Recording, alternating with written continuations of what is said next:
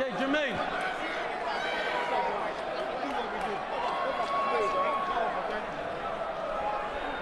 Gentlemen, we went over the rules. Want a good, clean fight? Protect yourself at all times. Obey my commands at all times. Good luck to both of you. Touch them up. And before the first bell, let's give you the results of our poll question. We asked you to predict how Carl Froch, undefeated and never knocked down, would fare in tonight's fight against Jermain Taylor. And here's how you voted. Well, the fascinating thing is, obviously, this is a pro-Taylor crowd texting, and the most amazing thing is they think Froch is going down and losing. Carl Froch taking the biggest gamble of his career. If he wins, he becomes part of boxing's elite. If he loses, he goes back home with nothing. Jermain Taylor, a must-win fight. If he wins, he's right back in the spotlight. But if he loses, his luster will be tarnished, and he has to go to the back of the line. Round one, scheduled for 12. Carl Froch winked at Jermain Taylor when he walked out. He is a confident man, Carl Froch. And early on, the battle of the jab will be very interesting for these two fighters. Taylor missing with the wild left hook. Froch feels that he's a natural super middleweight. Nice right hand by Taylor. Straight on the chin of Froch. This fight is going to be decided by whether Froch can take those right hands early in this fight. We knew he was going to get hit with right hands, but it happened only a few seconds into the fight.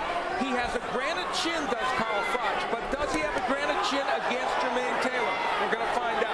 Froch taking his time so far at age 31. He's a 7-year pro, and he's coming off a win over Jean Pascal December of 2008.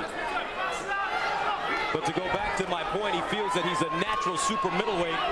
Walks around at 172. He feels he's the bigger, stronger man that can take a better punch as Jermain Taylor comes up in weight. He's already taken some big right hands from Taylor. Froch has stopped throwing his jab. Neither man's really using it right now. They started out using it very effectively. There's already some redness on the nose of Froch. Flozell Adams, Taylor's trainer, wants him to start boxing again, just like he did when he was an amateur and won a bronze medal at the Sydney Olympics. Establish your jab, work angles, make sure that you allow your right hand time to be set up, as opposed to going for knockouts right away. Now Taylor's starting to use the jab himself. It's been a very precise round so far for Jermain Taylor, and Froch has had a hard time landing. Froch goes to the body. And a lot of redness on the bridge of the nose of Froch. He continues to eat jab after jab.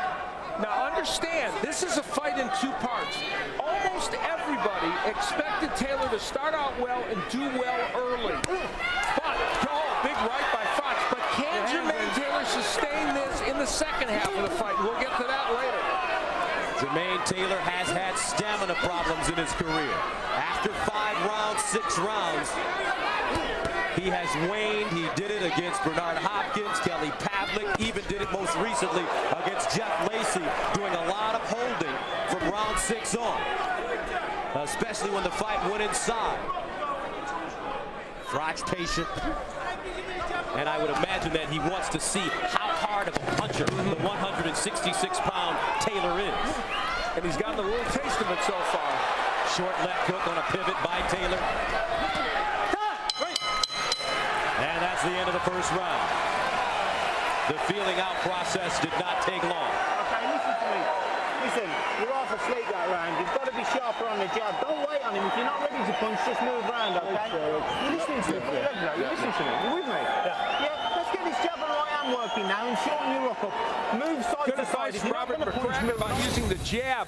Now, Taylor landed this right hand right off the get-go. That was 15 or 20 seconds into the fight after a jab.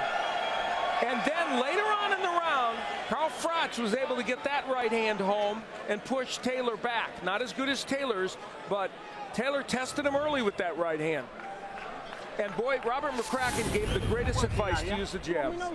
McCracken, a 10-year pro, took a 33-0 record with 20 KOs into his only world title fight versus WBC middleweight champion Keith Holmes in 2000, and he was TKO'd in the 11th round. He finished with a 33-2 record. Round 2. Let's see if Froch becomes busier, especially with his jab. You know, Gus, that's almost exactly the way most people that look at this fight, the boxing pundits, would have expected round 1 to go. Froch told us, though, that he has no problems being patient because he would like, if he can't get something early, to take Jermain Taylor in the deep water because of his reputation as being a fighter that has stamina problems as the fight continues. You know, Jermain was brutally honest with us. He admitted that he has he's cut corners in training, not eating right, and he said there have been in many of his fights times where he was literally buying time, trying to pace himself, but he said that's all over now. So we're going to find out if this fight goes on, whether it is all over. Froch said, you know what, animals don't change their stripes. Taylor, though, looks much more relaxed than we've seen him in the past. As you mentioned, he sometimes comes into fights very tight, but it looks like he has terrific rhythm to start. That left hook blocked by Froch. Jermain Taylor is a very skillful fighter, always has been. He has every offensive tool, and when he uses them, he's a tough guy to handle in the ring. Nice hook by Froch, a counter left hook against Taylor. First title defense for Froch after defeating Jean Pascal to take the vacant WBC crown. Pascal was undefeated, a Canadian from Montreal, and that was a war of a fight. A lot of big punches landed. Froch is not getting off very well with his punches. He's not landing his jab, and he has a great jab. There's the uppercut. Now that's a key punch for him to try and land, but when he throws it from too far off, Froch can be countered with it. Froch has to be careful because when he comes in with both of his hands down. And that means he'd be able to be lined up for a nice short left hook. Don't pull him by the neck. Don't pull him. 23 seconds remaining in the second round scheduled for 12. The WBC Super Middleweight Championship. Froch trying to get through with a right hand. And he did land a very nice right hand there. It didn't do much damage to Taylor. Now Taylor and Froch mixing it up a bit at the end of the second round. Taylor throws a big right hand.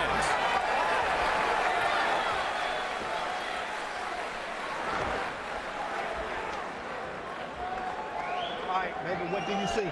Hey, Jermain, go toward his jab hand. You hit with that right hand every time, okay?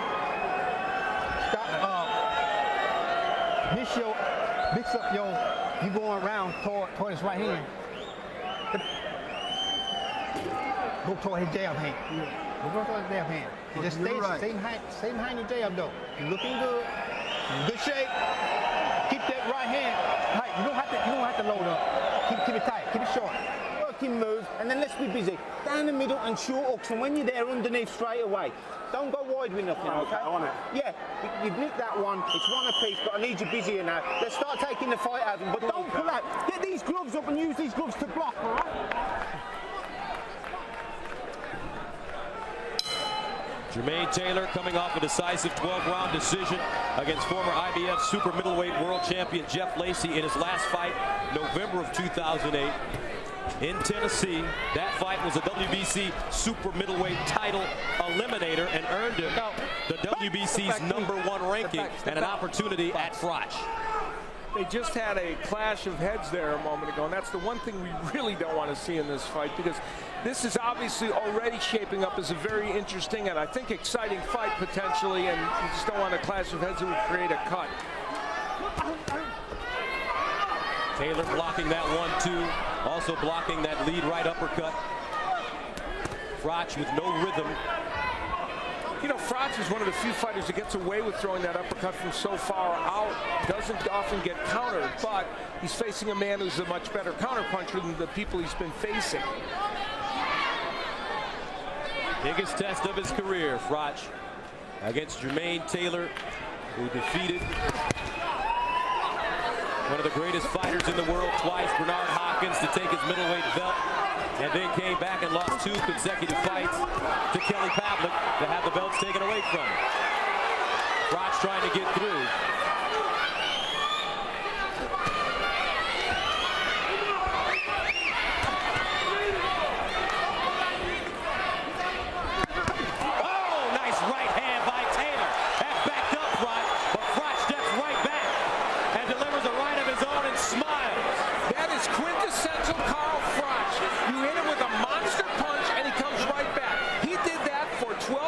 With Jean Pascal. That's an important moment in this fight because Taylor hurt him. Taylor can't really go in after him now because he got nailed with a big right hand when he came in. Froch blocks the left hook. Froch starting to get his confidence now. Taylor continues to pop the jab. Oh my! Froch on the ropes. He may be hurt. Froch backing up. Moving in. Froch is hurt. Right hand, and Froch goes down. 4, 5, 6, 7, 8. All right, let's go. It's the first time he's been knocked down in his career. 26 seconds left. Can Taylor finish him? Taylor has him wounded. Remember the Kelly Pavlik fight where Taylor did not finish it and it came back to haunt him. 10 seconds. And Froch, another right hand left hook. Froch wobbly. And that's the end of the round. Bad intentions. One of the best rounds Give me the ice bag. for Taylor Listen to me. in quite some time. You had that round under control and then you went and threw a big shot and left yourself wide open.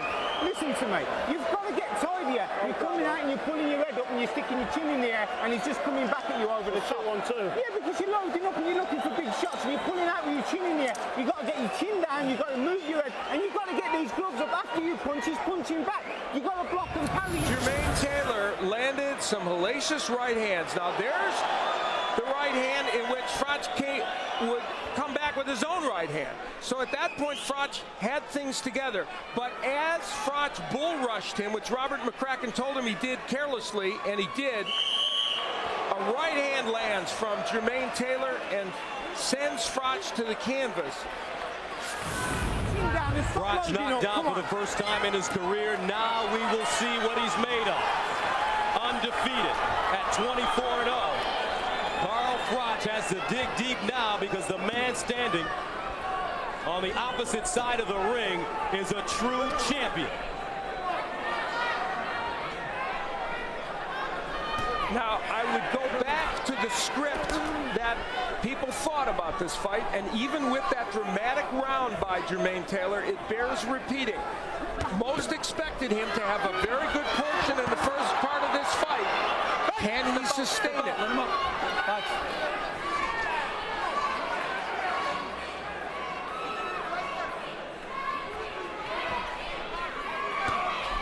Now the Froch jab starting to become a little bit of a factor.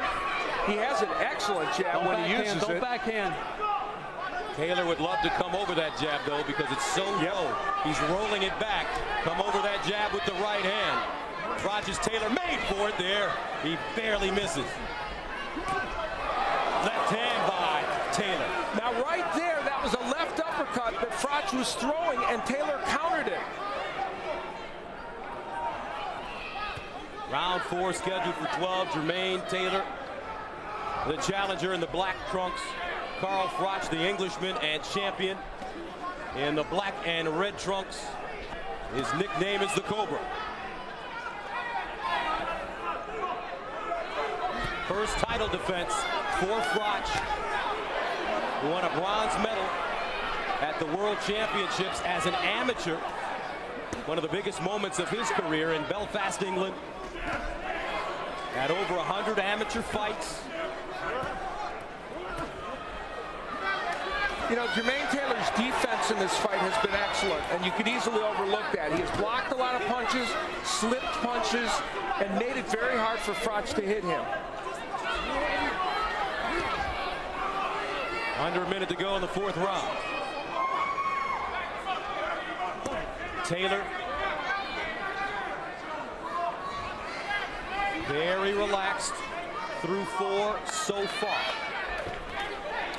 You know, Jermain Taylor has not scored a knockout since 2005, which is a fairly long drought. Now, during that time, he's fought nothing but champions or former champions. So he's had a tremendous, punches in front, you know, hit behind, okay? tremendously good list of opponents in front of him. Hey, don't watch that elbow. Keep that elbow in. Uppercut blocked by Froch. Hey, let him out. Let him out. Step back. Step back.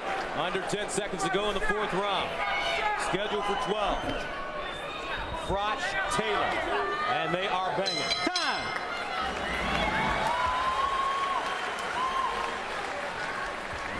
You've got to block his right jab, all right? You understand me? You've got to work the jab and you've got to block his jab and that right over the top, so you've got to have the gloves up. Put your legs out. Listen. You've had a bad start, but now you're into the groove with this jab. But you've got to put your stuff together. 1-2 up little movements. Double jab right hand and back him up when you can, but just don't force it. Okay? When he tries the uppercut, Carl Froch, he leaves himself open now.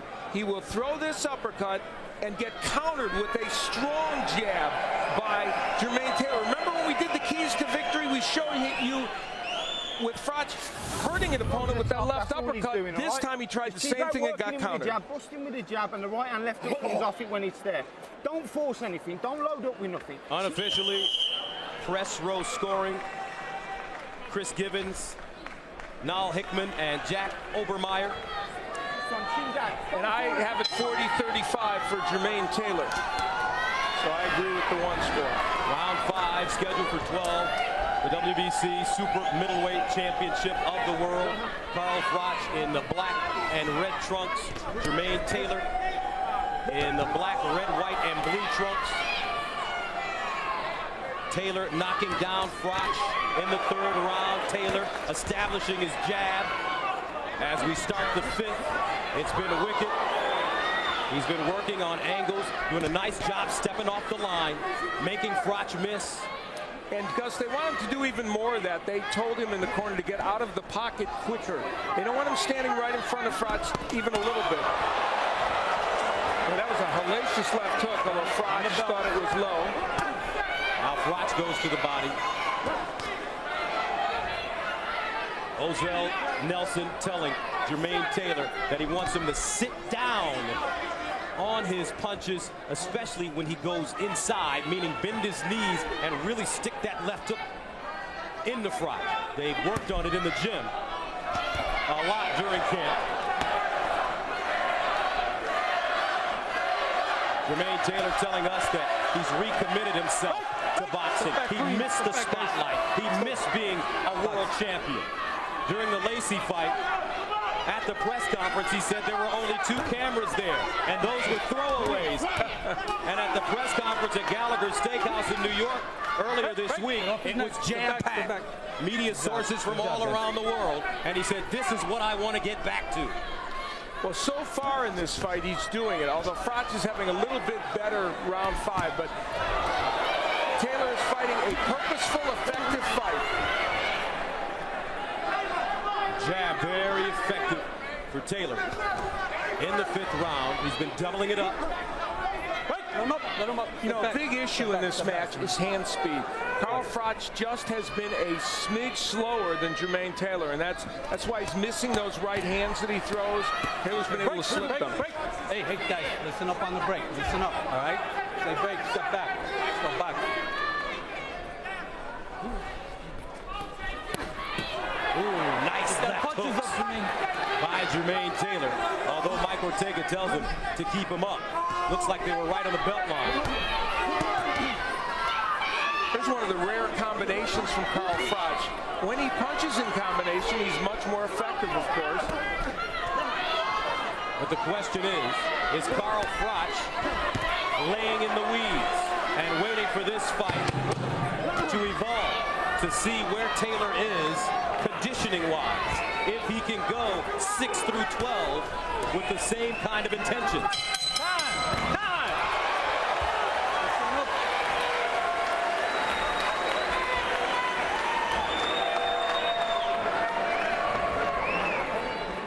Hey, when you get inside, I want you to bend your freaking knees and let's both sides of the body. All right. Both sides. And come out on the side. Don't pop up, back up in the middle. Both sides, back up to his head, step over to the side. Okay, but stay behind your jab. Jermain Taylor going downstairs with a big left hook that landed, well, that one did land below the belt line, as you can see. So that one, I think Carl Froch had a case that one landed a little low. I don't think it was intentional by Taylor. He was just trying to go to the body, but it did land a smidge low.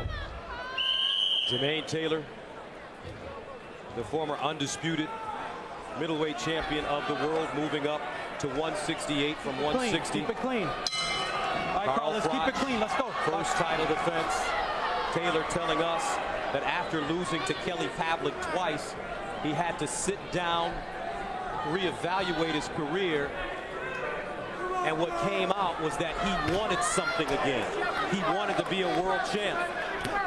And back in the back of his mind, remember when he told us, Al, in the darkest part of his mind, he wants Kelly Pavlik again because he feels that he's better than Kelly Pavlik and he can beat him if given another opportunity. That's one of those challenges still out there. And many wondered if he would be, nice jab by Taylor as a counterpunch. Many wondered, could Jermain Taylor be hungry again?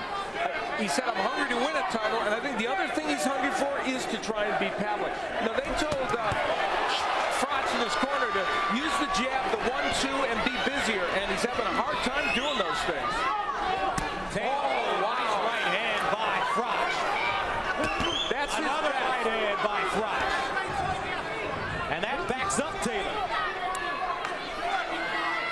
That's as good a right hand, I think, as Carl Froch can throw.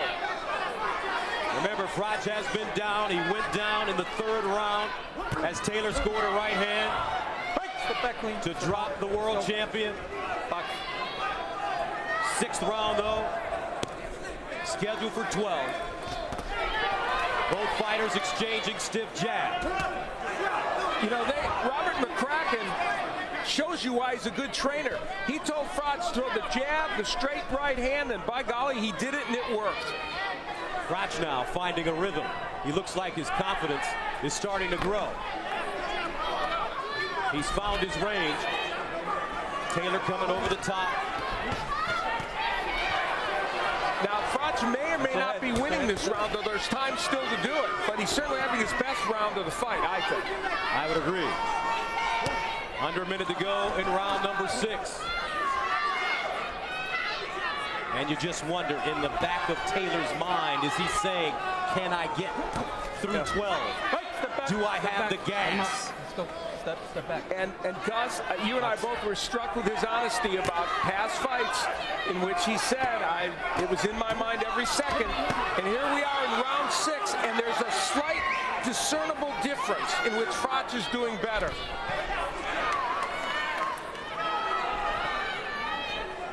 Haunting memories for Jermain Taylor. Step back, step out, step out. Now watch your head. Watch your head inside, both of you guys. Round 6, a much closer round. Could go either way. Left hook by Froch, connecting. He blocks Taylor's jab. Taylor, nice work at the end of the round. That's it.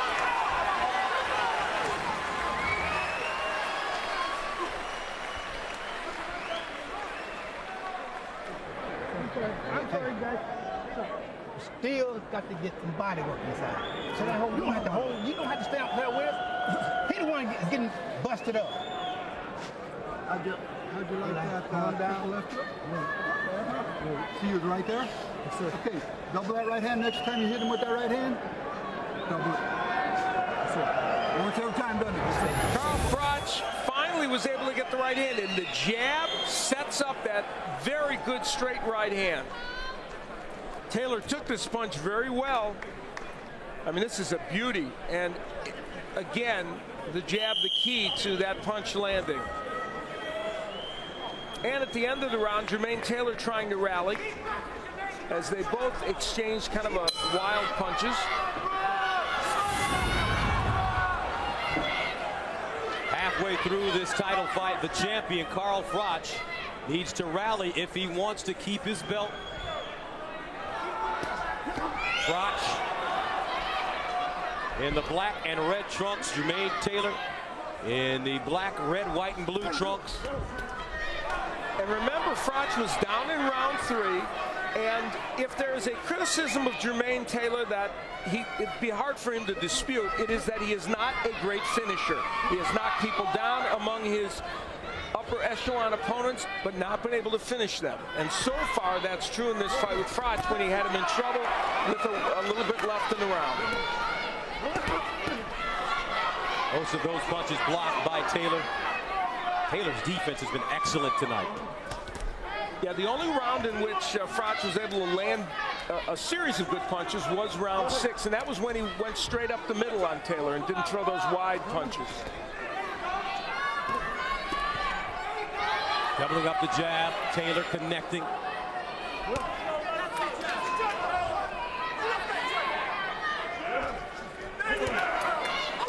And you know, that right hand that landed in round 6, which was a great right, and there's another one. The question will be, could those right hands have more impact in round 9 or 10? We'll probably get a chance to find out. Froch is getting that right in again. Froch has not gone to the body in this fight. Ozell Nelson, Taylor's trainer, telling him he wants to throw shots to the body. Nice stiff jab by Taylor. Backing up. Both men are more effective with the jab this round. I mean, they're both doing a very good job with that punch. Step back.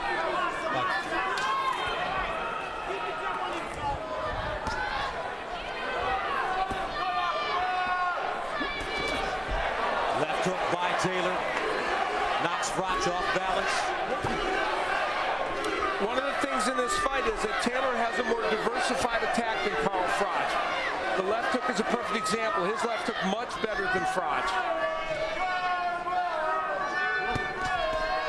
Once upon a time, Jermain Taylor was considered the future of the 160-pound division. He lived up to the expectations for all intents and purposes. He really did to a great extent. You know, he beat a legend at Bernard Hopkins, defended the title several times, and lost to a very good champion in Kelly Pavlik. Froch trying to rally at the end of the 7th round. Got him behind the head. Be careful. And that's it. Listen, son. You just got to keep working him with that jab, and your right hand will come off it, okay? Your right hand's going to come off it. Chin down and bend your knees when he punches back, okay? They'll go over the top, but if you pull out and stand up tall, he'll catch you back. Use your right glove to block his jab, okay? Not now and again, because he'll jab you every now and again for no reason, okay? Ice bag on his head. Right glove to block his jab. How are we doing? Oh, suck a tall his jab hand. Keep him turning. Punch move is beautiful, okay? That double right hand will work, and the body shot will work. Well, McCracken talked about using the right hand to block the jab of Taylor because he keeps his left hand so low. There is the jab that they're talking about. He does not bring his right hand over. If you keep your left hand low, like Carl Froch does, you need to employ the same defense Kenny Norton and Archie Moore used to use. Bring your right glove over to block your face. He doesn't really do that. That's the crab, or as Archie Moore would call it, the mongoose. Round 8 scheduled for 12. For the WBC Super Middleweight Championship of the World, Jermain Bad Intentions Taylor, Step back clean. former undisputed world champion at 160 pounds. He's been in wars. Bernard Hopkins twice, Kelly Pavlik, Winky Wright, Corey Spinks. Now Carl Froch as he moves up to 168. Froch from Nottingham, England, making his first title defense. There's a change in this fight. Froch is getting that Jermain Taylor. I really do. Is Taylor slowing down? Froch. Oh, yeah. Hit Taylor with a looping right hand. Taylor stumbled. I don't know if he tripped, but he did stumble. From Taylor's perspective, I think he needs to do something offensive right now. And here's the record for Jermain Taylor and Froch, past 7 rounds. And mind you, they both have very good records. And Froch, of course, obviously undefeated, has never lost. It's not as if Taylor has been bad in the last part of fights. It's just he's not as good as he is early in fights. So he's gotten wins, but this round 8 is a perfect example. Froch is winning this round, and Jermain looks like he's buying time. Nice stiff jab by Froch. Taylor. Froch has a problem with his right eye. He's kind of blinking out of it. Taylor not as busy. Double jab by Froch. Taylor waiting. He may have been hit with something, Al, and he's trying to clear his head. Yeah, I think he was, Gus. I think those right hands early that Froch landed in this round did stun Jermain. Taylor backing up. He hasn't backed up. Now he's on his toes. Taylor is foggy. He's trying to clear his head and buy time. Froch continues to come forward. Carl Froch is a different fighter when he uses the jab. Don't grab him behind the head, okay? Second time. Let's go. Froch coming on now. I hope Michael Ortega doesn't take any points away. Nice left hook by Taylor. Carl Froch should just keep doing jabs, straight right hands, and come forward. That's what he's got to do in this fight. Well, Jermain Taylor has that high guard. Froch trying to get this right cross through. Taylor putting his punches together at the end of the round. Trying to steal it. They butt heads. And wow, Jermain Taylor with an answer. Too big for no reason. Sit down. You're loading up. That's the only time he's catching you now. You're loading up for no reason. Put your legs out. Carl, you're getting on top and then you load up and letting it. You ain't got him. You've got to box him. You've got to listen to what I'm telling you. You ain't got him. You've got to box him because anything big is going to count you. You've got to listen to what I'm telling you. Every time you load up, he hits you back and makes you look silly. You was controlling the round there and you let him nick it at the end because you opened up with big swings. That's 10 off. Have a go. Listen to me, son. I'm telling you, just keep boxing. Robert McCracken is so right. When Froch got all off balance and threw these ugly shots, that's when Jermain Taylor was able to use his hand speed to get him. And that left uppercut was a monstrous punch by Jermain Taylor. And that shook Froch at the end of the round and made Jermain Taylor pretty animated about what he did. Behind the head now. Round 9. But that was a Froch round. Scheduled for 12. Froch in black with the British flag. Taylor in black with the U.S. flag. I don't think Carl Froch should throw another left hook for the rest of this fight. I mean, I wouldn't even try. I'd throw jabs, straight right hands, and nothing else, because that's what's working. And I sure wouldn't throw any uppercuts. I'd love to see Froch try to change up his right hand instead of throwing it as a right cross. Taylor's guard is so high, if he could loop it around, he may find some success.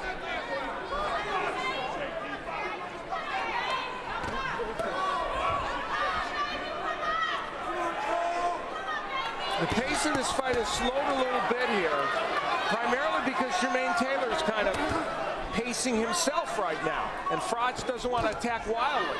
Taylor looks like he has plenty of gas. Continue to pop. He continues to pop his jab, and it's scoring big for him. Continuing to block most of Froch's shots. Now he goes to the body.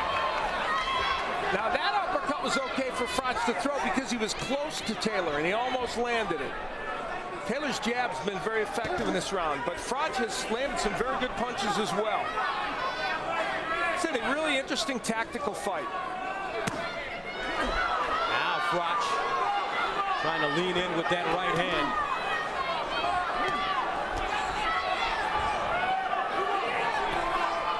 some redness in the left eye of Froch. Also, it's starting to swell up a bit. Taylor, left hook, right hand combination.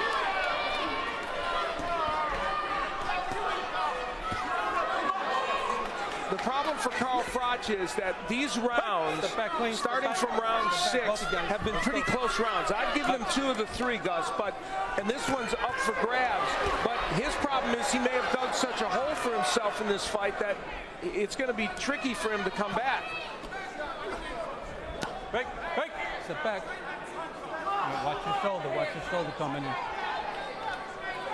And from round 6 through round 9 here, these are pivotal rounds in terms of how the judges are scoring them. Froch trying to jump on Taylor now, pins him on the ropes. Break. Step back. Watch your heads, guys. Watch your head. Pull your head back. Step back. Step back. Step back. Let's go 19 seconds to go in the 9th round.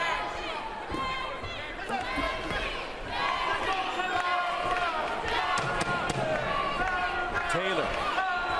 A lot of gas in the tank, folks. He said he'd been eating well, sleeping well, training well. And it looks like it so far.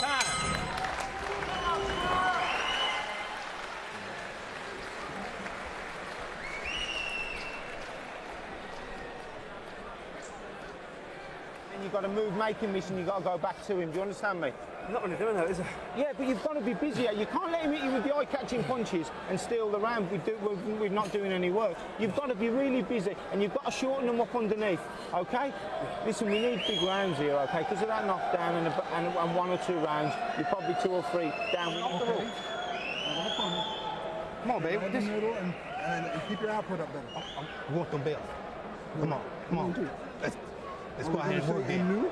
Okay. Let's go out and work then. Let's work. Who rounds it? This is 10th round right now.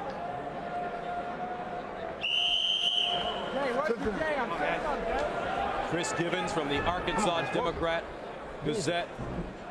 Noel Hickman from the UK Daily Express. Jack Overmeyer from Boxing Digest have Taylor in front comfortably. Well, 1 has him comfortably, 2 pretty close, and I have it 87-83 along with Gibbons. But I don't know if Robert McCracken's that far off. Because there were a couple down. They might only be a couple down. Froch has done a lot of work in these recent rounds, and now he's going after Jermain Taylor again. Froch starting to loop that right hand. When Froch is busy and pushes Taylor back, he's putting Jermain in a defensive posture in which Taylor is not counterpunching now. Right hand scoring for Froch, backs Taylor up again.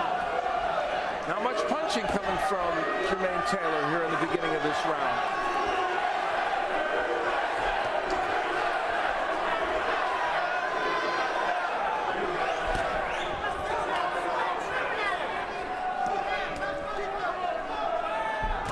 Froch is winning the battle of the jab now. Taylor's jab, when he throws it, it's very effective and it's hard, but Froch is throwing more. See, there's a good one from Taylor, but that's the only one he's thrown really the whole round. Combination punching by Froch. Most of those blocked by Taylor, but some getting through. Well, this is a Carl Froch round right now, so whether he needs a knockdown to get him back in this fight or winning all these rounds remaining can do it, he's giving himself a start here in round 10 anyway. He is dominating the round. That's right, Taylor. Step back, Jermain. Step back. Step back. Giving a lot of ground to Froch in the 10th round.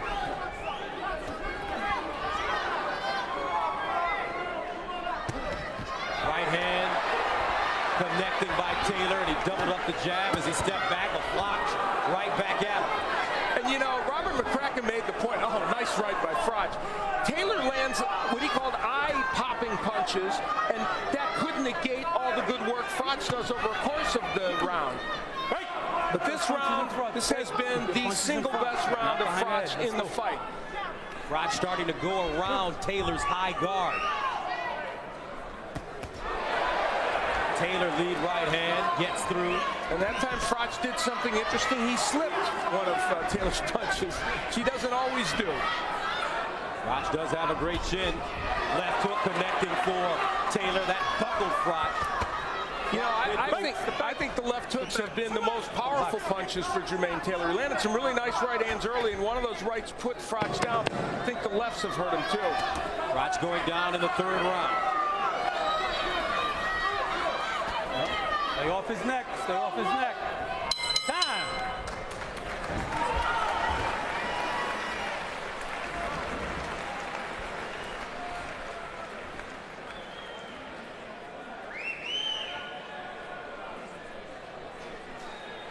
The jab, and you've got to work him, but you've got to have your chin down because you come back with the odd counter over the top. You're listening to me. We've got to have 2 big rounds behind the jab. 1, 2 hooks, and then you get the movement, your body and head, all right?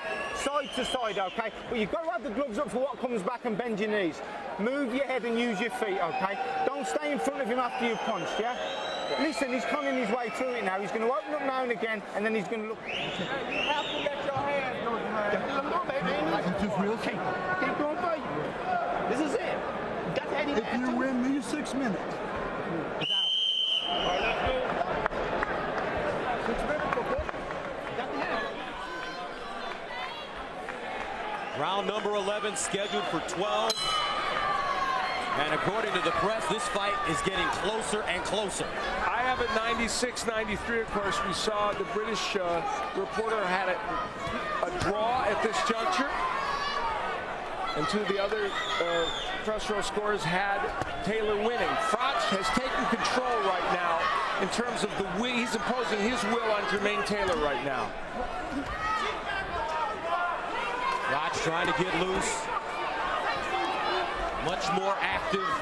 If you look at the body language of the 2 fighters, it's clear Carl Froch, oh, there's that good uppercut, and he's got a good one. It's clear that he thinks he can push ahead in these rounds. And Jermain is not punching very much. As usual, Jermain got off to a great start in the first 5 rounds. There's a big looping right hand by Froch that landed right on the button. You know, Gus, you said something earlier, and I was almost going to take issue with you about the overhand right, and I didn't, and you were right. When he loosens that right hand a little bit and takes it around, it's helping Carl Froch.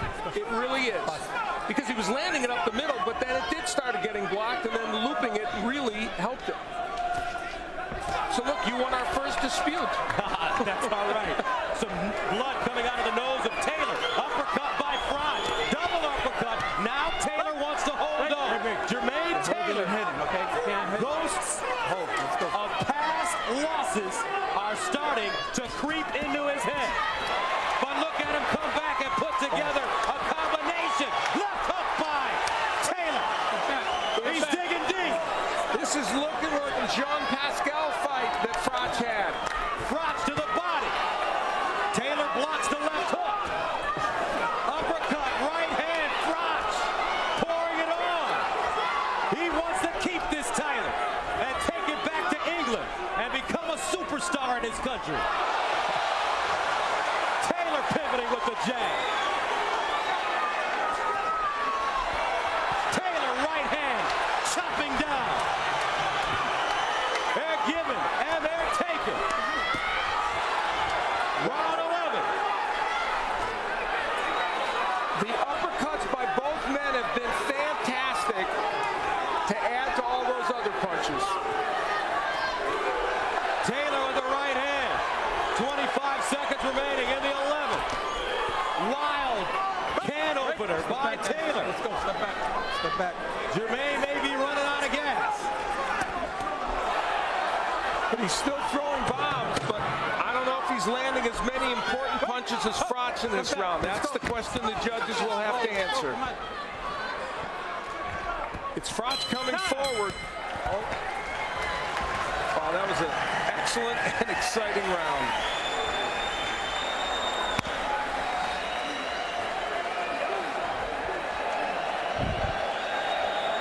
You've got to have this round.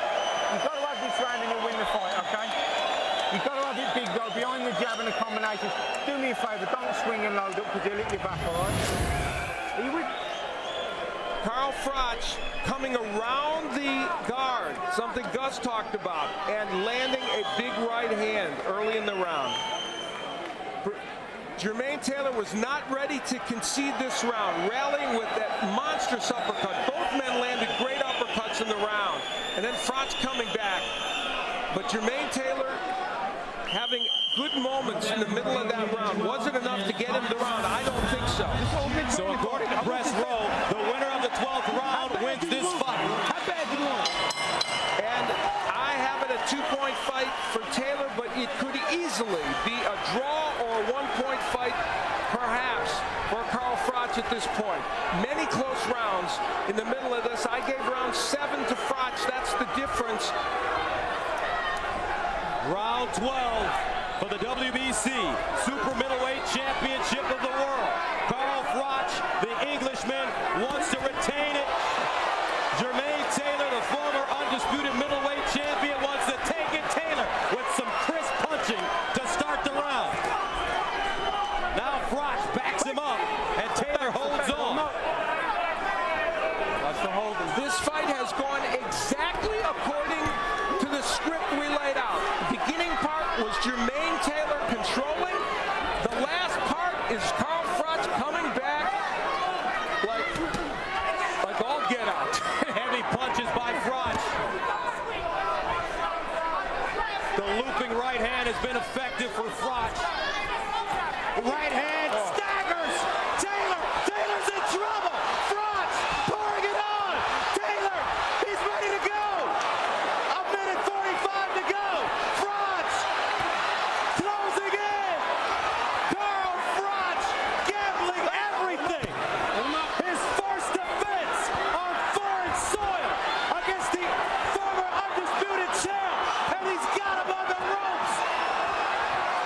And remember, if he doesn't knock Jermain Taylor down in this round and they don't give him a 10-8, it might still go to Jermain Taylor. Taylor needs to stay on his feet if he can. Taylor holding on. He ran out of gas. Froch, does he have it in him? Froch, Taylor staggering. They're ready to stop it. Froch, Taylor still on his feet. Under a minute to go. Froch again. Taylor, wild lunging punches, and he backs him up. Taylor trying to catch himself, using his jab, eats a right hand, another right hand, and he goes down. Oh my goodness!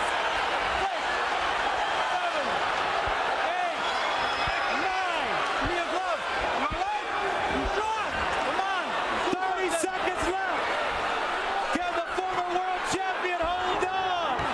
Taylor in trouble. Froch punches in punches, and it's over. I'm going back to England, Mom, and I'm keeping my title.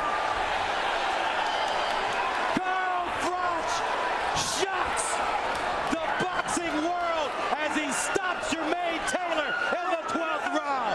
What a fight!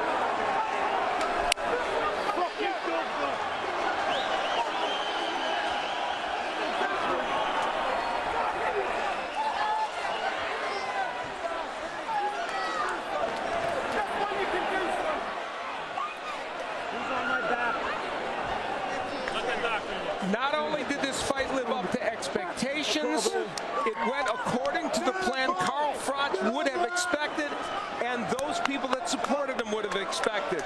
He came back in the second half of this fight after a terrible beginning in the first 5, and for this man, Jermain Taylor, what a terrific disappointment.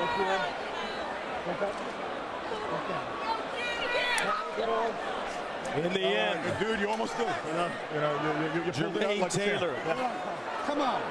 ran out of gas. Sure did. Congratulations to Carl Froch, who said that he took this fight because he wanted to receive international acknowledgement by fighting tough fights. That's your check if it was, my friend. Think I could have left it later. What was the score?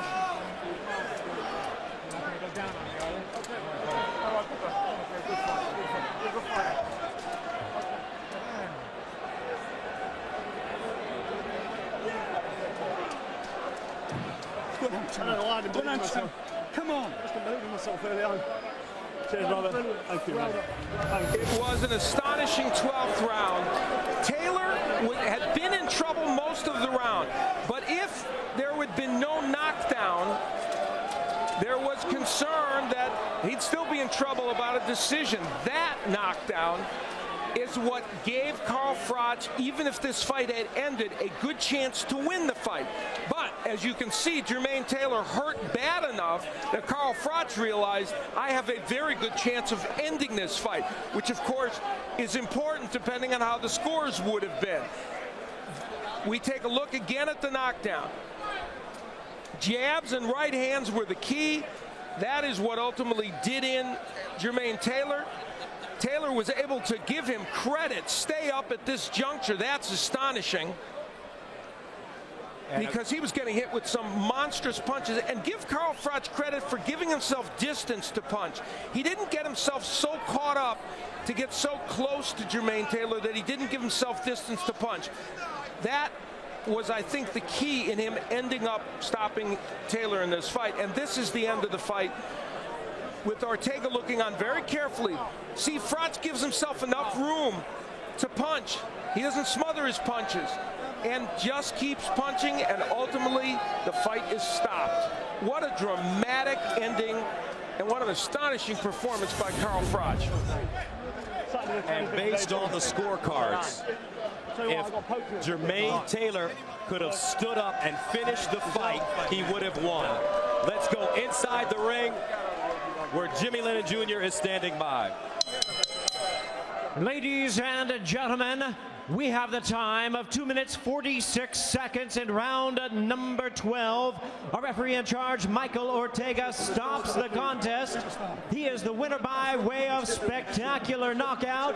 He is still undefeated and still the WBC Super Middleweight Champion of the world, Carl the Cobra Froch. Gentlemen, you're given your instructions at the weigh-in. Please obey my commands. Respect the bell, and above all, protect yourself at all times. Thank you. All right, Jadon Codrington, Van Easley, and this crowd is revved up for this one. Freddie, baby, Freddie. A lot on the line for these two gentlemen. The New York State Super Middleweight title, 10-round schedule. Codrington 8-0, Easley 17, 11, and 2. Round one. Van looks more warmed up than Jadon. Van coming out aggressive to start. Codrington laying on the ropes. Easley, beautiful body punching. Left hook, right hand, though, by Codrington. So Easley determined to fight Codrington in a closet early. This is just how the Van fight. The 3 rounds is going to be just like this. His record do not indicate how big of a puncher he is, but the guy can really bang. And he's banging right now. Codrington, first time I've ever seen him fighting off of his heels. And he grabbed, he held on. Oh, he hurt him. A little bit off balance, I think. Interesting to see how Codrington reacts, because right now he's letting Easley do what Easley wants to do.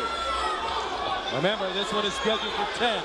Codrington is a very poised young man. And Easley's cut, left eye. It had to be from a butt.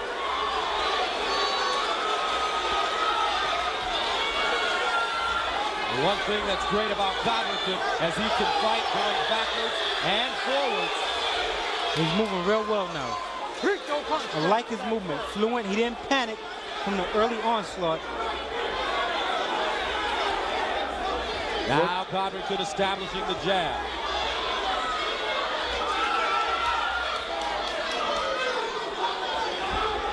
He should stay on the jab. Don't get into a heavy exchange early. Work the jab. Levon Easley, 33 years old, from Queens. And Easley's been cut. His last 2 fights were stopped because of cuts over his right eye. That was cut over the left eye, the blood going down the side, but It's a painfully familiar problem for Levon Easley. And Easley's pace is slowed a bit. Under a minute to go in the first round, scheduled for 10. Jadon Codrington has space now. If he thought he was going to rattle the young kid, it didn't happen. And that time Codrington spun nicely off the ropes, which he did not do the first minute of the fight. Codrington doing a nice job putting his punches together. Punches and punches. Hands down at his waist, though. But that's what you want to do if you're Jadon. He's not throwing hard shots when he throw the combinations.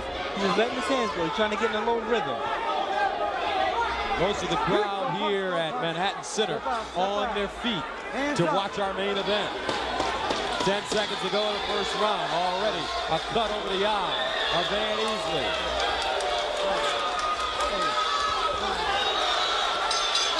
And that's the end of the first round. We are gonna have a fight, folks, tonight. As we thought would happen, Levon Easley came out real hard, real fast. He put Codrington on the defensive. Jadon seemed determined to just weather this, which he did. And if anything, Easley might have won the round, but he also came out worse for it because of a cut over his left eye.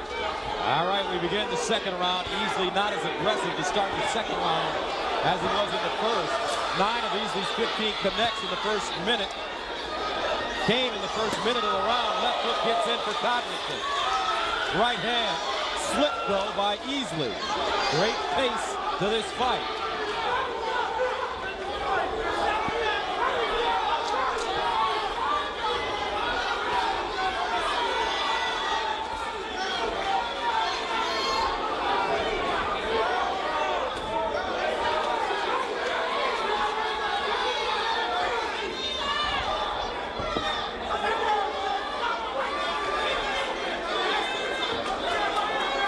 Yeah, Levon is definitely slowed down.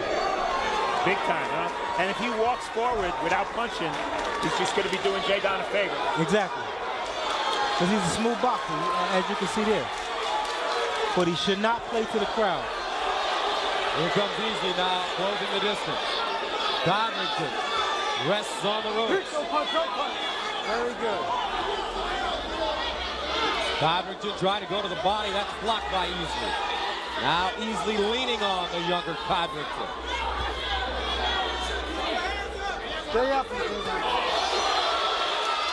Left hook gets in for Codrington. Uppercut gets in for Codrington. Another left uppercut getting in. Jadon has excellent eyes on the inside. Great concentration. 1-2. Scoring for Codrington. Now he backs up on his toes, floating like a butterfly. And there's no rush for Codrington because time is on his side. And I think Codrington's body shots have also been effective. Fans in his corner. Left hook, right hand. Left hook, right hand. Left hook, right hand. He hurt easily. Oh! Jadon Codrington. Left hook, left hook. Easley's in trouble. Codrington can finish him right now. Here he comes. 32 seconds to go. Jadon Codrington for the New York State Super Middleweight title. He's taking his time. He's not rushing it. Only his 9th fight, and he's fighting as if he's a veteran of 15, 20 fights. And almost everybody here, Gus, is standing up. They're hanging over the rafters here to see this. 10 seconds. Right hand connects for Codrington. I said it time and time again. I think he's the real deal.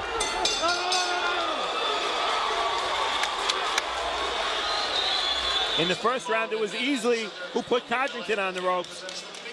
Right here, Codrington fighting off the ropes, which he didn't do in the first round, landing big shots. Easley slowed down big time. Codrington took advantage. Same action, a little closer look. And you see that Easley's defense, other than occasionally bending over at the waist, isn't very good. He's just getting hit shot after shot there. Big round for Codrington.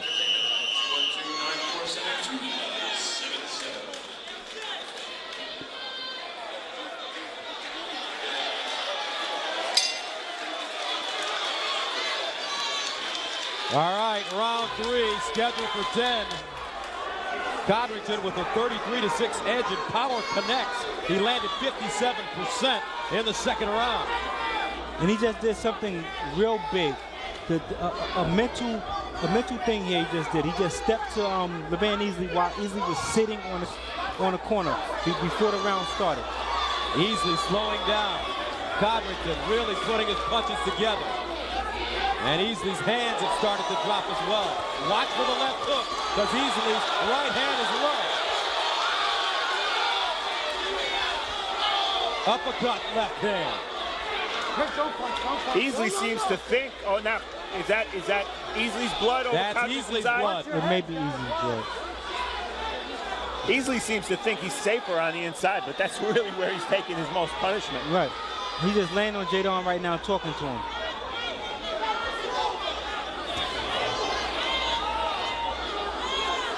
Uppercut right hand. Easley comes back with a looping right hand of his own. Jadon wants to spin off of those ropes, though. Don't lay there. Uppercut right hand, uppercut, left hook. Easley is taking some punishment. Codrington putting it on him, and he backs it up by jabbing out. This kid has textbook boxing skill. I hate to sound like a cheerleader, but I've been big on this dude since his pro debut. In and out. Jadon Codrington putting on a clinic on his toes. And Easley's body language suggests it's about round 9, not round 3. A gash over the left eye of Easley. He may have been bunted in the first round. A minute to go in round 3. Scheduled for 10 for the New York State Super Middleweight title. Jadon Codrington in blue, Van Easley in white. Short left hook for Codrington. He doubles it up.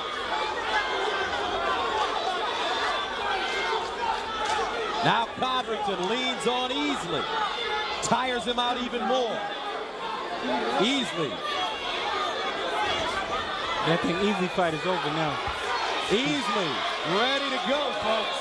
Codrington. He's not trying to throw any punches. Oh, Codrington.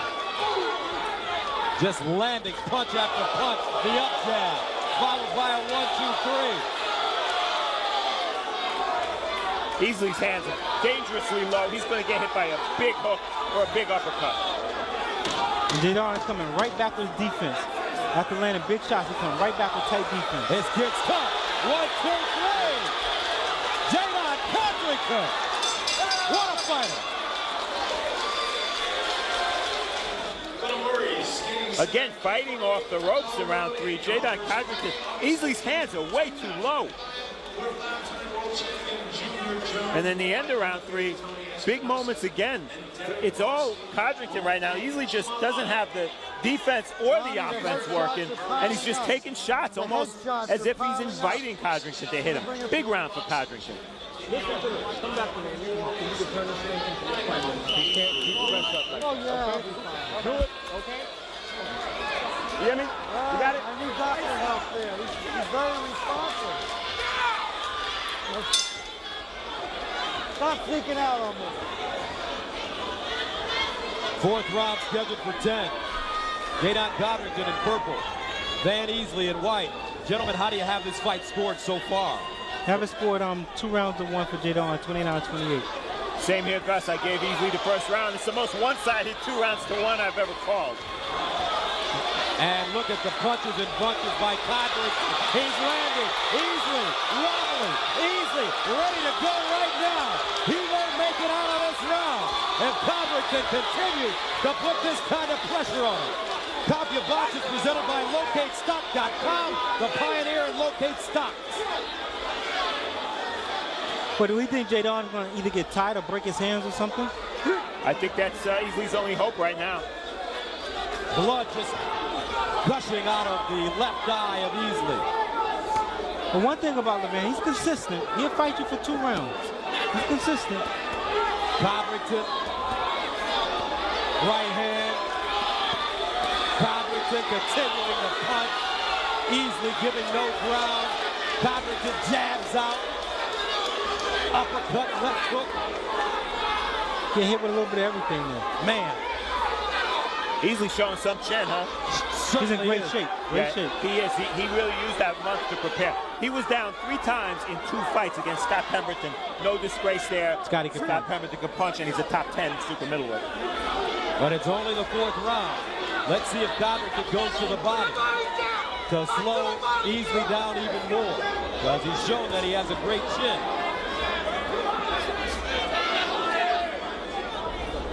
And good boxing skills. He's mixing up. He's boxing, he's punching.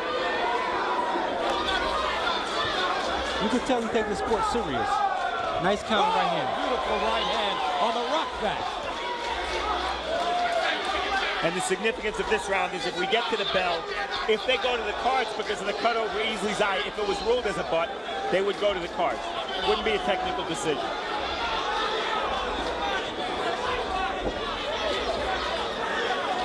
.40 seconds to go in the 4th round. Somehow Easley has been able to stay on his feet. He has one heck of a chin. Now Jadon is getting his jab working.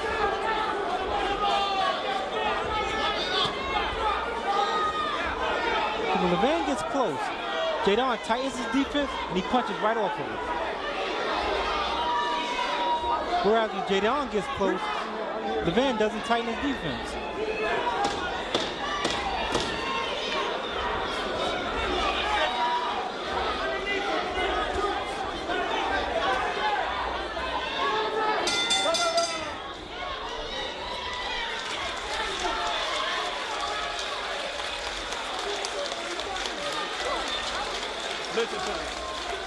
Round 4, not all that different from round 2 and 3, all Codrington. Easley really left his fight in that 1st round because he hasn't mounted any attack since. And then later in round 4, Easley losing his balance, looked like he almost went down there. He's cut, he's battered, and he's tired.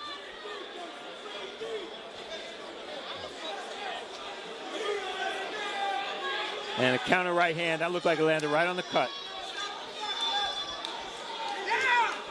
Okay, yeah, you can move it. That cut is on the top of his left eye. You just wonder how long his trainers are going to allow him to go, or even the doctor. It looks like a deep cut. They're taking that full minute with him, though.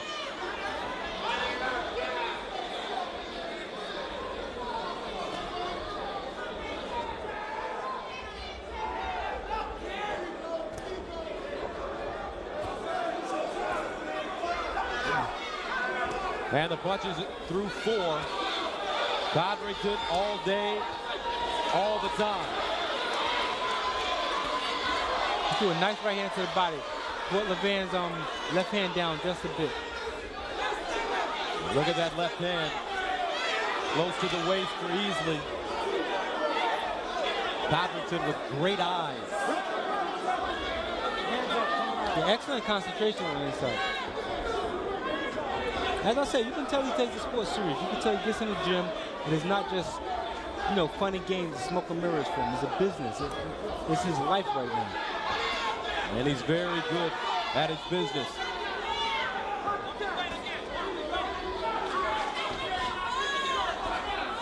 Codrington still busy, lands the counter right hand.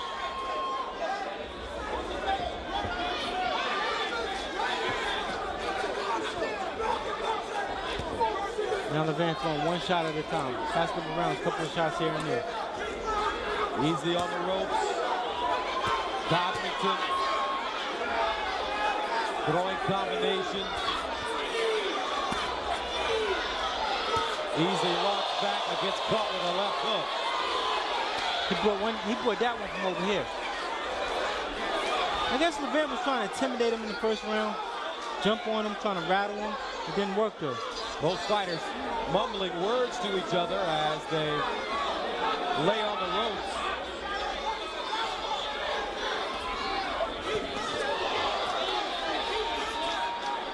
But Easley's throwing so few meaningful shots. Even if he punched himself out a little bit in that 1st round, if he was in good shape, shouldn't he have more left at this point?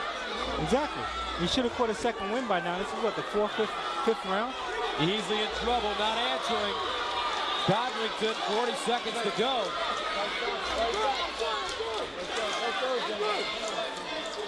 Fight back. And that blood is really pouring out of the eye of Easley now. Codrington can't miss. I mean, I'm no psychic, but I thought this would be a tough fight.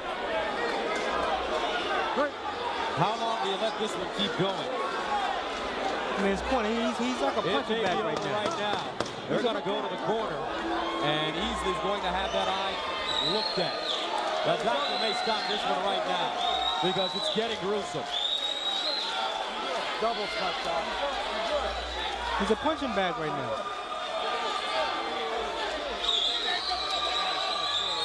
Doc, you gotta call it. And this one's over. Jermain technical knockout over Van Easley. Ladies and gentlemen, referee Steve Smoger stops the bout on the advice of the doctor at 2 minutes and 54 seconds of the 5th round. The winner by way of technical knockout, Jadon the Don Codrington. Chief Seconds, James, Edwin, you've already received your instructions in the dressing room. You know exactly what I expect. I want a good, hard championship fight and obey my commands at all times. Obey the bell. Touch gloves. Good luck to both of you. No contest after before we go to the cards. Kurt. Well, 25-year-old Edwin Rodriguez, we called him one of the most promising 168-pound prospects in America. Tonight, it's his chance to show it. Facing what he says is his toughest opponent yet in Buddy McGirt's son, James McGirt Jr. And Rodriguez, always coming out aggressive. And letting that right hand go, usually the best weapon against a southpaw. In terms of amateur experience, Edwin Rodriguez, a former national champion, and McGirt at a different level as an amateur. And pro experience, you see that McGirt part of the class of 04, Rodriguez part of the class of 08, and McGirt with a lot more experience. He's the veteran in this one. We talked about how aggressive Rodriguez likes to start. He's definitely doing that tonight. But McGirt's giving as much as he's taking. Very important for McGirt to keep his cool and not turn this into a brawl. You said you sensed something different in him yesterday during our fighter meetings. Yeah, he just looked like he wanted to go for a KO, and it's just not his game, especially against a strong fighter like Rodriguez, who can be hit, but you have to do it as a boxer, not as a puncher. Now, it hasn't cost him by any means yet, but we've seen Rodriguez a little bit off balance a couple of times here in this opening round. McGirt just staying in close, not allowing Rodriguez to get any distance.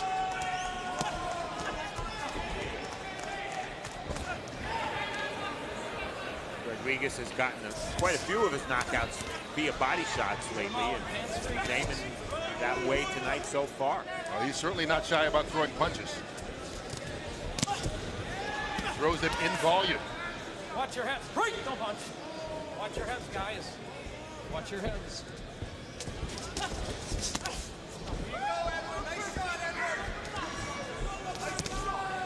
McGirt stepped into that one,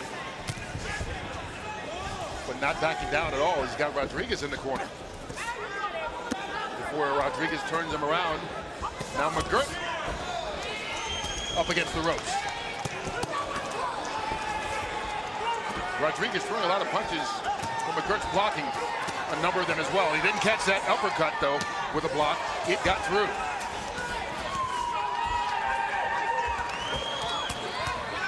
Well, you said that brawling is not McGirt's fight, but that's exactly what he's doing in this first round. And they've been mixing it up a lot on the inside here.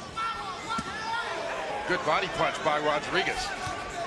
And it's not that McGirt can't fight on the inside, he can, but it's not the right fight against a guy like Rodriguez who loves going to the body. Catches him right on the chin with a left hand. 10 seconds left. Rodriguez thought it was the end of the round. Rodriguez turned southpaw. Well, you could hear Buddy McGirt telling his son James basically what you were saying in that opening round. Don't get too close. Buddy and I conferred before the fight. Just want you to know that. You sent him a note? Yeah. Good right hand, though, by McGirt. Catches Rodriguez. Well, you see how Rodriguez commits to his punches. He really does. He catches McGirt this time with the left hand, does Rodriguez. Good move by McGirt there to at least get off the rope. Yeah. And now he's backed into the corner. Rodriguez standing tall and firm with the body punches now against McGirt.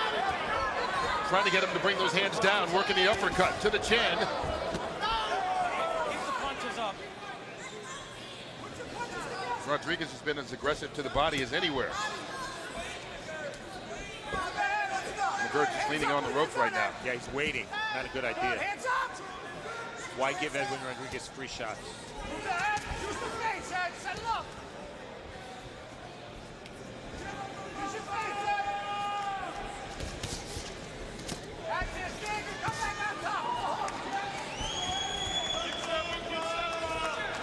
McGirt just working his way around the ropes, really. Not getting back in, and that shot close to being low, but not called against Rodriguez.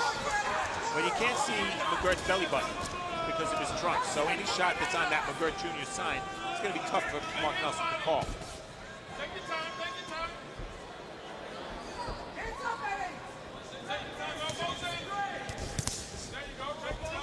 McGirt trying to time up a combination, see if he can get anything to work. You can see a couple of times Rodriguez switching back and forth. Yeah, I'm not sure I understand that. Fighting orthodox 1 second and then southpaw the next. Like right now. He's got McGirt in the corner. Less than a minute to go. While Rodriguez is missing some of those shots, Kurt, he's giving the judges no choice but to give him the round by being this aggressive. And he has been all round.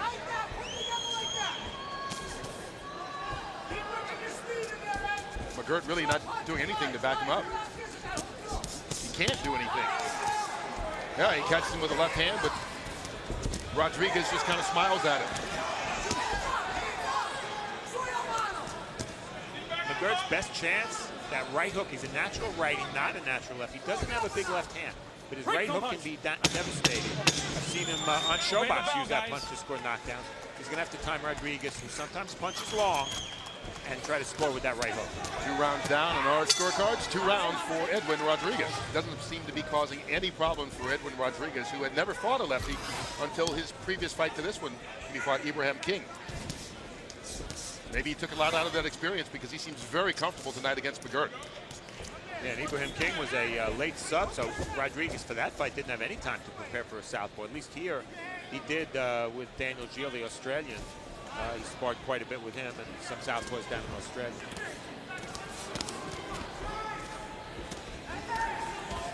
McGirt trying to fight his way off the ropes. Rodriguez won't let it.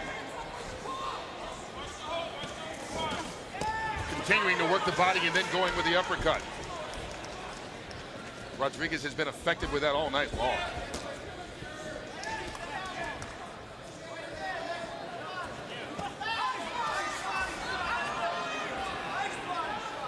At this point, McGirt is kind of wrapping up, trying to wait for an opportunity. Yeah, and you know what I've noticed? He's not doing a bad job defensively. He's not getting hit with anything too flush, but he's not working enough to win the rounds. Maybe at this point it's a matter of survival. They're scheduled for 10 rounds, hoping to get into the later rounds and let Rodriguez wear himself out. Quite possibly. Well, yesterday at our Friday meetings, James said big jab would be the key punch for him. It hasn't been a factor. No, because he wanted to try and keep the distance away from Rodriguez, but he's done just the opposite here in this fight all night long. He's been in close. Too close, according to his corner. Takes a couple of shots to the body here. Tried to time that one out, but really hit Rodriguez in the back. Now, McGirt being more aggressive, catches a right hand in the process. Some big shots by McGirt. Best flurry of the fight for him, Kurt. Rodriguez just a little off balance there again, and I mentioned it earlier, we've seen that from him a couple of times. He throws punches so big that every now and then he loses his balance. That's a great point.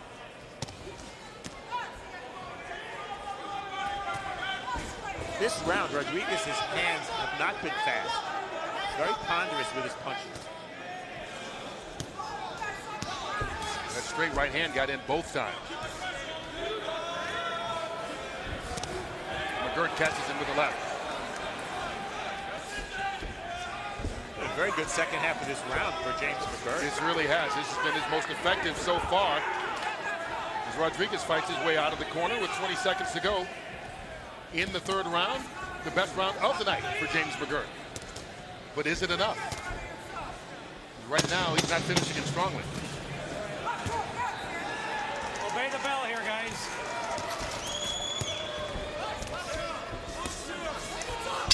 Time. 3 in the books.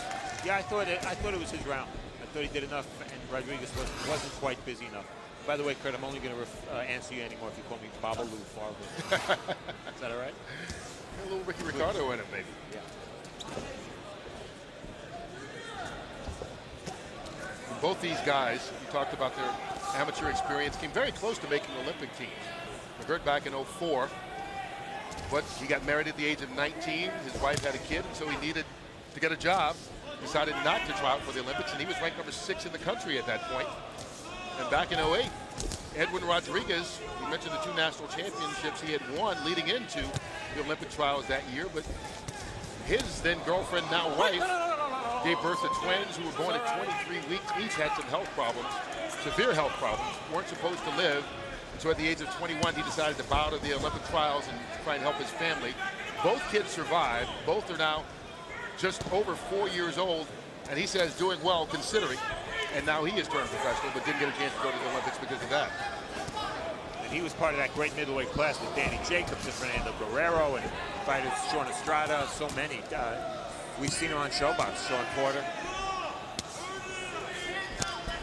Rodriguez just stepping toe-to-toe and measuring McGirt. Jab, jab, jab, right to the face. Kurt, the way McGirt is approaching these rounds, he has to have big moments because he's getting outworked and he's allowing Rodriguez to make the play. He's going to have to be very sharp with his punches and land a lot of them or hurt Rodriguez, and so far we haven't seen that. Really, other than the second half of that third round, he hasn't even been able to back Rodriguez up. He's landed some punches, but it seems as though Rodriguez has stood there and taken a lot of them. Misses wildly once again, though. Good combination. Interesting that Rodriguez wearing Everlast gloves and McGirt wearing Grant gloves. Their choices.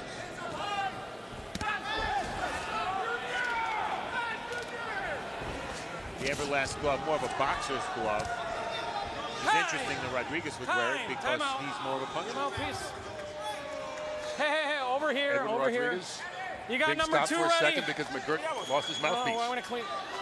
Take it in. Come on, let's go, James. Stop taking those body shots. Time in. Here we go. Accidentally knocked out. Rodriguez comes right back and works the body again. Keep the mouthpiece in, guys.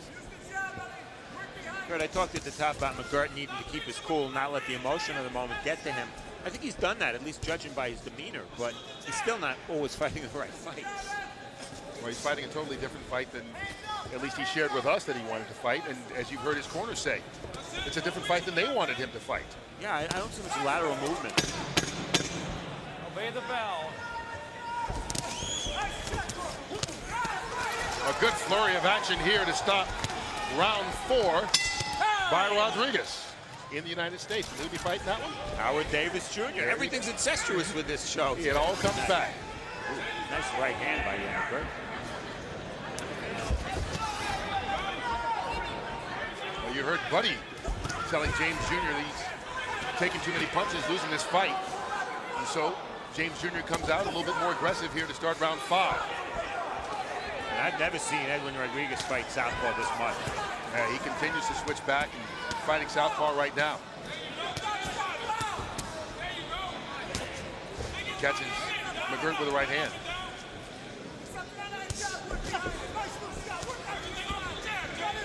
You know, we keep calling him James McGirt Jr. because that's the name he goes by, James McGirt Jr., but he's really not a junior. His son is James McGirt Jr. because they're both James Anthony. Buddy McGirt is James Walter McGirt. And Kurt, given the success Edwin Rodriguez is having as a right-hander, I don't get it. I mean, I'd like to ask him right now, and I don't think I can walk in the ring and do that at this moment, but I'd like to find out why he's turning southpaw so much. Here he goes again, or it looked like he was going to. Good shot by McGirt, catching Edwin as he stepped in. Those shots have been too few and far between as Rodriguez connects with a left, then a right.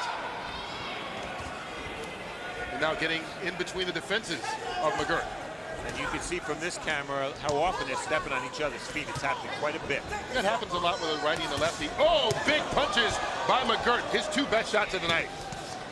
Rodriguez answered right back, but McGirt starting to show some of those defensive deficiencies in Edwin Rodriguez.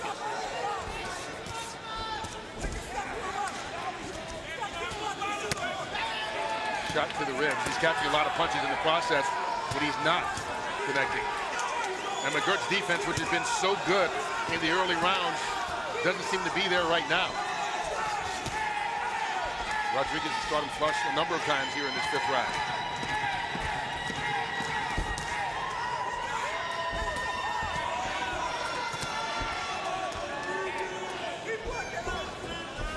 Fred, I don't like the way Edwin Rodriguez looks right now. His punches are slow, they're very long. He can't seem to decide whether he wants to be righty or lefty.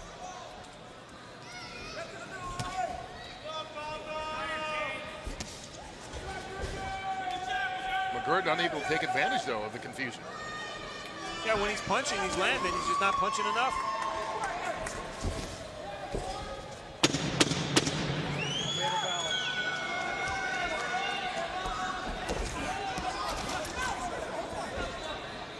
Five rounds down, 5 more to go in this scheduled 10-rounder. Whenever you can, get the water here. Thanks.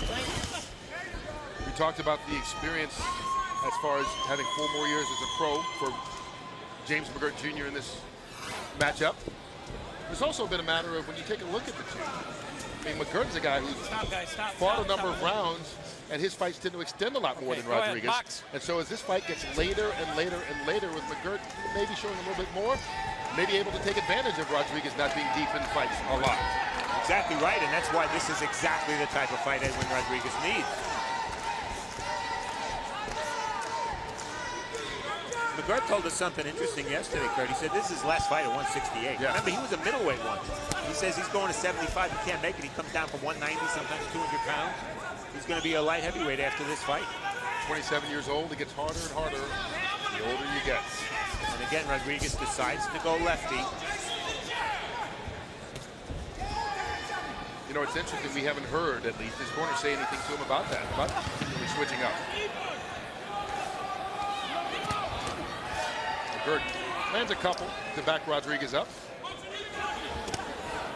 but not far enough as he's back in that corner.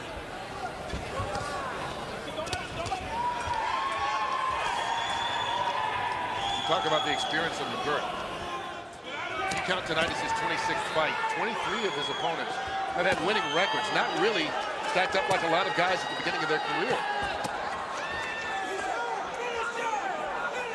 Trying to see if that experience can make a difference against a guy who, at least on paper, is a better fighter than he is.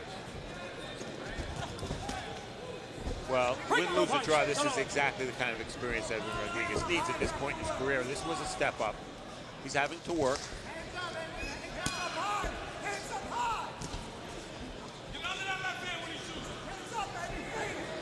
Trying to see what McGirt's trying to do to counter Rodriguez switching to southpaw. Both guys just kind of eyeing one another right now.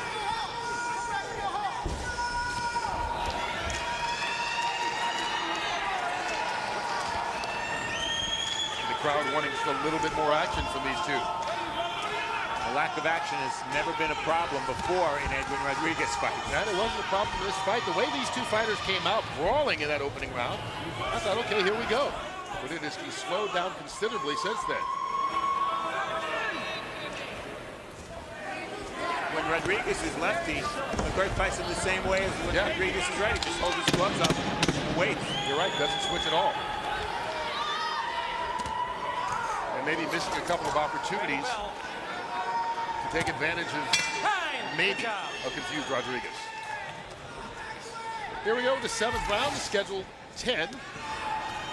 One of the bright young stars at 168, Edwin Rodriguez, putting his undefeated record on the line tonight. 16-0 he comes into this one with 12 knockouts including 7 of his last 8 fights. He's finding James McGirt Jr. a little bit difficult to knock out, although he has controlled most of the fight.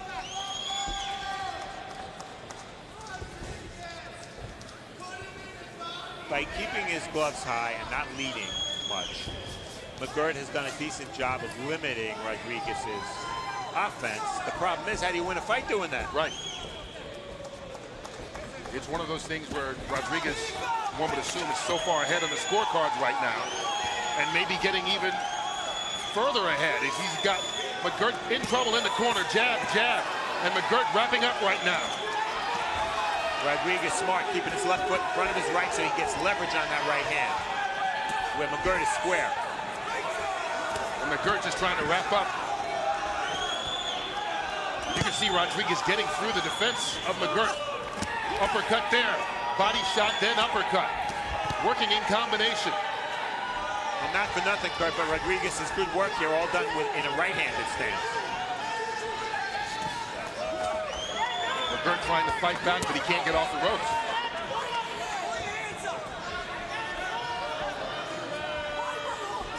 Measured approach by Rodriguez now.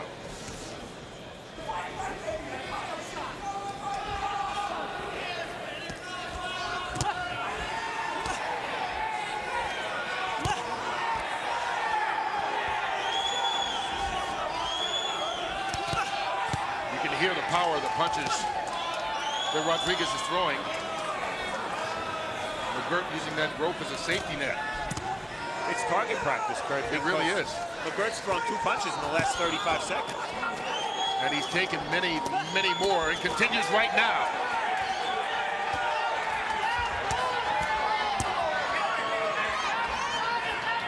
Rodriguez won't let McGirt off the rope. And it's like when Rodriguez decides to throw a punch, he gets to do it. It's just a matter of him taking a break. That's been the only defense that McGirt has had in this round. Rodriguez kept a nice pace. That was an amateurish left hand there, but he's kept a nice pace this round, and he's carrying his power with him into the later rounds. And a little tongue poke. Yeah. Now making fun of McGirt, and I don't know if he's in position to be doing that right now. No. That's not a good idea if you are in a position to do it. You see there, McGirt firing away, but very little on those punches. Best round in the fight for Rodriguez. It seems as though Rodriguez has done whatever he has wanted to do, with the exception of that 3rd round when McGirt showed a little bit of life. Otherwise, it's been McGirt on defense taking punches. You can hear his father, Bloody McGirt, saying, hey, I'm not going to let you take too many of those. The blood was trickling from his nose there between rounds. Yeah, it's got to be hard for Buddy, but among other reasons, besides being his father, he was such a great defensive fighter, Buddy McGirt. Well, that's where the intrigue comes in the corner. You have a father training his son, because it becomes more than just want to protect your father. Obviously, you got paternal instincts there, makes you want to protect him maybe even a little bit more. Right now, he's doing nothing but taking punches from Rodriguez. To the body, then to the head. Mark Nelson looking very close now, Kurt. McGirt really just can't defend himself anywhere. He drops his hand down to the body, takes a shot to the head. He protects his head, he takes shots to the body.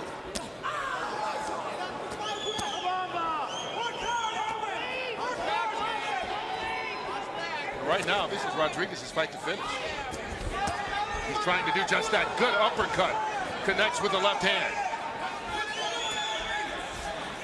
It's like a switch went off on Rodriguez last round. He's really just fighting a much better offensive fight. And he stopped that switching back and forth from southpaw to orthodox. Maybe that's the difference. Maybe someone in his corner did say enough of that. Yeah, and he's found the uppercut, too, a punch he didn't land or fire in the first 5 or 6 rounds. Good left hand.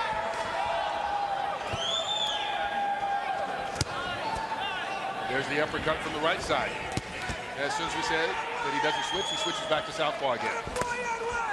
Well, if McGirt's just going to keep his hands up and back to the ropes, it won't matter if Rodriguez fights righty, lefty, or in between. He's going to dominate.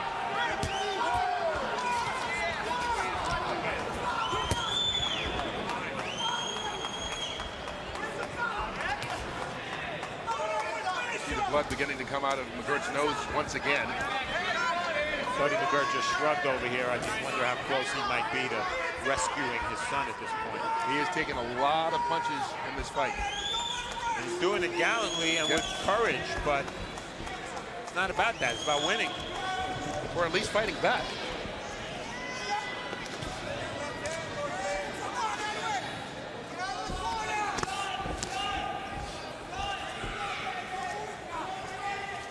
Edwin Rodriguez blowing out his nose there.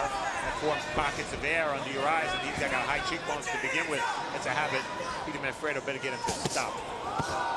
Good left hand connection by McGirt, but he takes one in the process. Final seconds. Other than that one punch, another round all Rodriguez. So his corner's saying you've got one more round. You heard the referee Mark Nelson saying, I'm going to give you one more round to try. And so we go to this 9th round knowing that McGirt has to show something in order to extend this fight. And Edwin Rodriguez tonight showing why he is one of the top prospects at 168 pounds. James McGirt's been long before. He's never stopped anybody this late in a fight. Rodriguez calling McGirt his toughest opponent to date. And on my scorecard, he's won it all but one round. And so he looks like he is indeed ready to make that next step.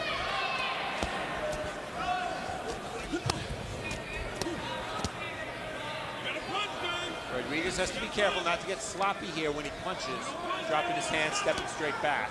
It's about the only thing that could cost him now. And one thing about Rodriguez is not only is he one of the best prospects, but he takes this sport seriously. And people say, well, he should. He's a professional boxer. But you'd be surprised. A lot of guys, professional athletes, period, just are good at what they do. They don't take it seriously in the gym. They don't work as hard. This kid works extremely hard. Hired a nutritionist, went to Australia to train for this fight. I mean, he is serious about being one of the best in the world. Yeah, and he's in great shape tonight. He really is. Because in the second half of the fight, he escalated his attack big time, and it's paying dividends. He's on his way to a stoppage win here. Yeah, he's got McGirt in the corner again. And McGirt just wrapping up. There were a couple of punches in the process, but not much on him. Rodriguez a little sloppy there, letting his hands drop. And the experienced McGirt watching for that and trying to take advantage whenever he does lower those hands. But the fight is stopped. Mark Nelson steps in and stops the bout. Ladies and gentlemen, here is the official time. 1 minute 57 seconds of round number 9. Our referee in charge, Mark Nelson, steps in and calls a halt to the bout. Your winner by way of technical knockout, still undefeated and new WBC, USNBC Super Middleweight Champion, Edwin La Bomba Rodriguez.